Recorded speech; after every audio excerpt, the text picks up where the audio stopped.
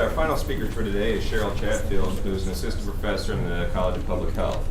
Academics is her second career. She's worked for nearly 20 years in the area of insurance and risk management. Her research and teaching centers on promotion of desirable health behaviors, and she has explored subjects ranging from infection control practices in healthcare workers to promotion of physical activity in aging adults. She has a particular interest in the value of qualitative and mixed methods approaches to health behavior, and is part of a collaborative group of researchers and faculty throughout Kent State who are working to expand coursework and enhance student learning opportunities in qualitative and mixed methods approaches. She completed her master's degree at the University of Southern Mississippi and her PhD at the University of Mississippi, but grew up near Columbus and is thrilled to be back and living and working in Ohio. Please join me in welcoming but thrilled to be back in Ohio. I am thrilled to be back in Ohio. Go Bucks, right? Oh, no. Maybe. So I do research on human and social sciences, and specifically I'm interested in encouraging behaviors that improve health-related quality of life or reduce things that have negative impacts on health. But today, instead of describing a specific work, and I have to admit, a lot of the work I do doesn't illustrate groundbreaking innovation. It's often just involves exploratory efforts to work toward incremental changes that occur in certain contexts. Instead, I want to share some ideas about a foundational part of my approach, which is the practice of critical reflection. But I want to start out by telling a story, and I have some visuals here. When I was in about third grade, a boy in my class showed me how to make something that he called a paper box that you blow up, and in the interest of time, I've gone ahead and made it. And I'm hoping to blow it up. We'll see.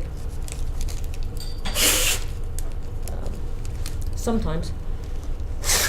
There you go. So I learned how to make that in about third grade. And out of the paper that we had, which was this kind of paper.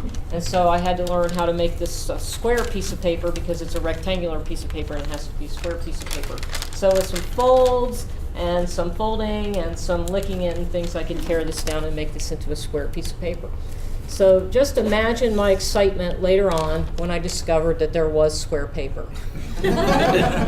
And it's not just square paper, it's square paper for folding things, right? So the evolution we have is the same box made out of the square paper for folding things. Let's see if this one works better.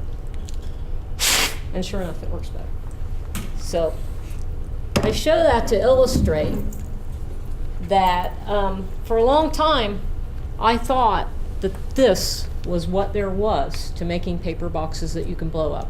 That this was all there was. I had no idea there was a broader universe of things.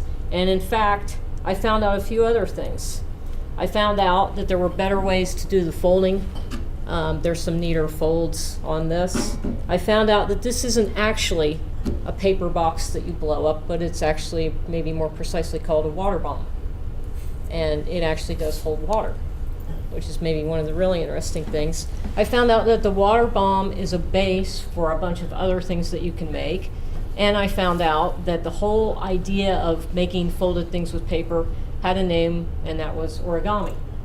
So maybe you'll get where I was going with that or not. But I guess I offer this story to illustrate the peril of taking things at face value or accepting received knowledge as the truth or reality. In this instance, I don't think my water bombs were ever going to receive full or achieve full potential while I worked with incomplete knowledge.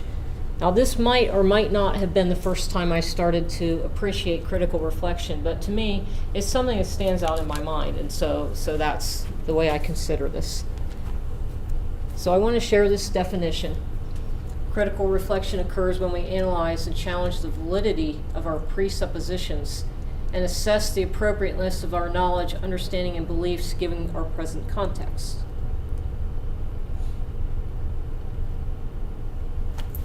I don't mean to suggest by this that everything you need to know is in your own head, or at least it's not all in mine, or that it just requires some process of analysis, challenge, and assessment to be uncovered. In fact, I would say more often than not, some triggering incident, like my discovery of square paper, has led me to a critical reflection process. And there are a lot of things that work against the process. Some of them you might be familiar with. This is the way we've always done it. We have to do what people will expect. It's tradition. This is the way I was taught to do this. My parents, teachers, mentors told me, or the research shows, right? So we hear these things all the time. And I'll say that, like a lot of people in the health sciences, a lot of my research training was focused on testing and applications of existing theories and models, and also centered around how to express things numerically or mathematically, like relative risk, proportions, probabilities, scores, ratings, and rankings. And I actually carry those things with me back from my insurance background as well. But fortunately, during my early part of my PhD, I was exposed to the idea of qualitative inquiry. And while I didn't put the pieces together at the time, I did a lot of this in insurance too. A lot of insurance underwriting is actually mixed methods. It's actually looking at the numbers and looking at other things. So these are some of the things from qualitative inquiry that I think are related to critical reflection. Confronting and owning your personal biases, incorporating research or reflection into the analysis process. Excuse me, I'm really getting dry here. Including outliers and disconfirming cases rather than throwing them away. Encouraging participants to reflect and make meaning of experience, listening to what people say and how they say it, and being open to considering things that are in conflict with what I think I know. But these are not things, as I said, that are unique to qualitative research, but this is where they maybe are more emphasized.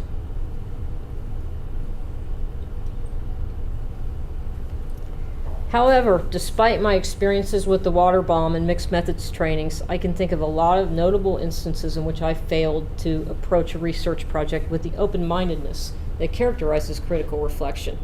And in the spirit of the ongoing practice of critical reflection, I'd like to share a few of those instances. So, when I was first studying exercise in older adults, what I did was I reviewed the literature on exercise and physical activity in older adults. And that suggested to me at the time that what people like was they like to be in groups. They like to do activities in groups. That older adults thrive on activities in groups. But I noticed that I was getting older and I didn't really like to do things in groups. And I had some friends who didn't like to do things in groups. My friend Bob, my friend Holly, my friend Becky sometimes like to do things in groups. So, you know, I started to wonder about that and actually did some more systematic exploration and talked to a lot of people who had been active throughout their whole lives. And I found that those people had liked to do things in groups when they were new to physical activity, but as they got more experience, they had more of a preference for not doing things in groups. So what that showed me was, despite what the literature said, valuing my own experiences or intuition was also something that was a worthwhile approach. So armed with that knowledge that I could value my own experiences and intuition, I moved on to another project, and I wanted to put together a group program for new exercisers because that's what I figured out, that's what they wanted. So for a few reasons that didn't really go off the way I wanted it to. So I had an opportunity instead to survey some people and ask them what they would like the specific elements of the program. But not surprisingly, I guess I shouldn't have been surprised, some of the responses I got from people weren't exactly what I expected, because I was valuing my own experiences or intuition, and I thought, okay, we'll put together some group programming. Well, people had a different idea of what the size of a group was than I did when I actually asked them. I thought of 8, 10, 12, and they thought of 3, 4, 5. I thought, well, let's do some activity that people can get better at. And they said, no, we want to do a whole lot of different things. We want a lot of variety. So what that showed me was that soliciting insight from the people I wanted to work with was also, along with my common sense, another thing that I needed to think about. So now I have two things, two sort of types of evidence. So using those things, I guess I should get, using those two things, I went on to plan another project in another area, and this was, as was mentioned, I do some work in infection control. So we work with nurses on hand hygiene. And hand hygiene is not surprisingly sort of like exercise. It's one of those things that everybody should do, and they don't always do. But at any rate, so got together, looked at the literature about hand hygiene, and then got some insight from the people that I wanted to work with.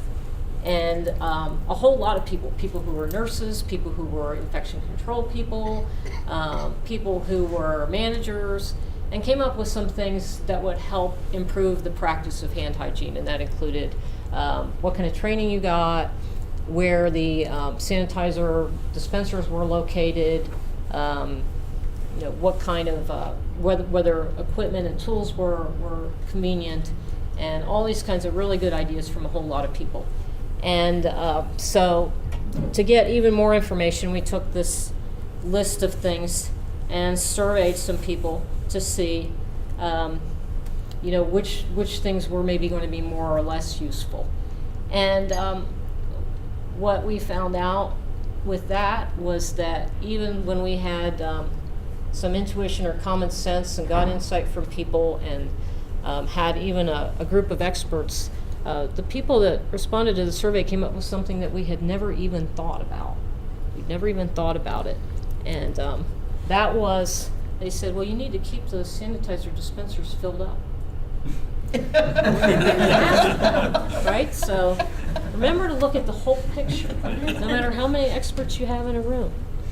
So it might be clear from despite my advocacy for the practice of critical reflection, that I still struggle with finding ways to do this myself. And I have, over time, come up with a list of strategies, and it's not an exhaustive list, but these are some things that may encourage the practice. Backwards design, we hear about a lot in education. What are we trying to get to?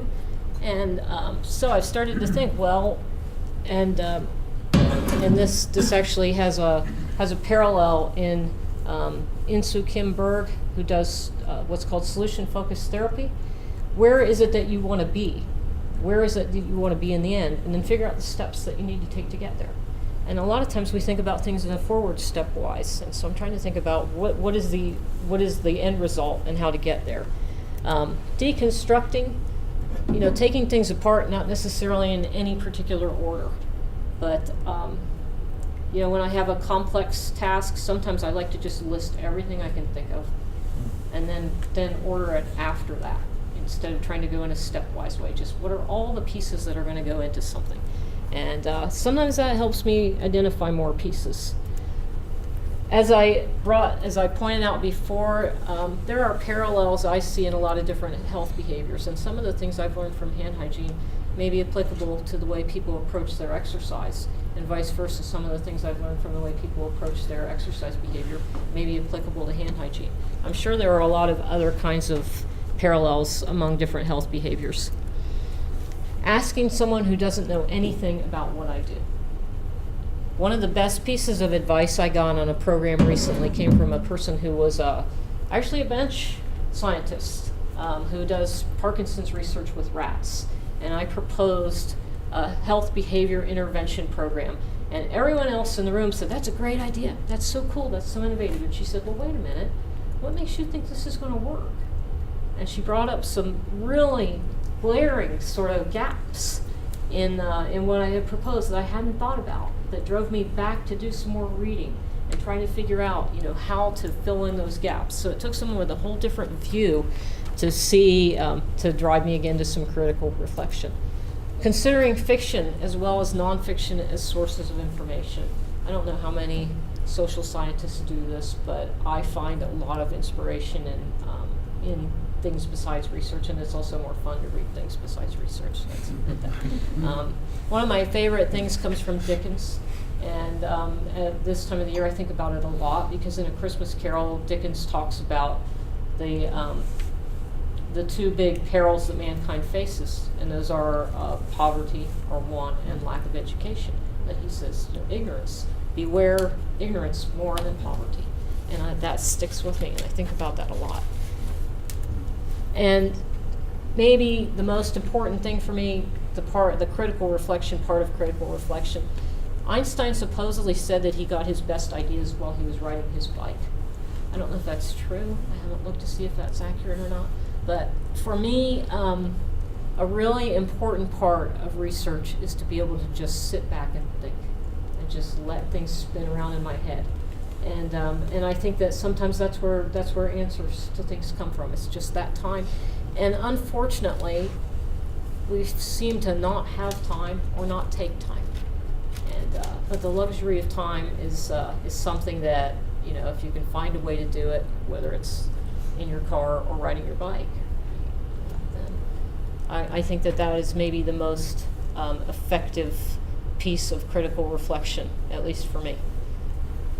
So that's what I have. Thank you.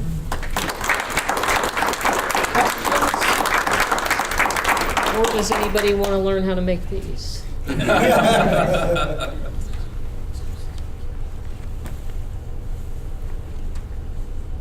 I think that's the lead into going back to the bar. There's plenty of time. Grab something to eat, grab a drink. Thank you very much. I want to once again thank all the speakers. I thought it was really fantastic and a very nice.